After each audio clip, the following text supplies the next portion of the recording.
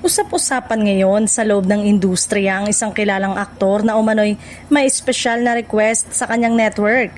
Hindi lang basta proyekto ang hinihintay nito kundi may partikular pa raw siyang hinihirit na maging kanyang leading lady sa susunod niyang teleserye o pelikula. Ayon sa ilang impormante, matagal na raw may paghangang naturang aktor sa nasabing aktres. Sa mga nakaraang pagkakataon, hindi raw nito itinatago ang interes na makatrabaho ang dalaga. At tila pagkakataon na raw ngayon para maisakatuparan ng matagal na niyang nais.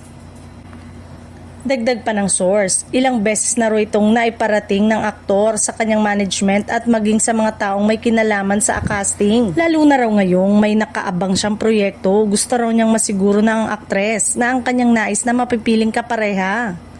Samantala, hati naman ang reaksyon ng mga netizen nang kumalat ang balitang ito.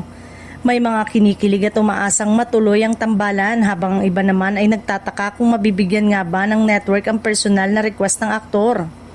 May ilan ding nagsasabi na kung sakaling mangyari ito, posibleng maging malaking proyekto ang kalalabasan dahil sa inaasahang chemistry ng dalawa. Hindi rin naiwasang magbiro ng ilan na baka raw hindi lang trabaho ang motibo sa likod ng paghihirit na ito.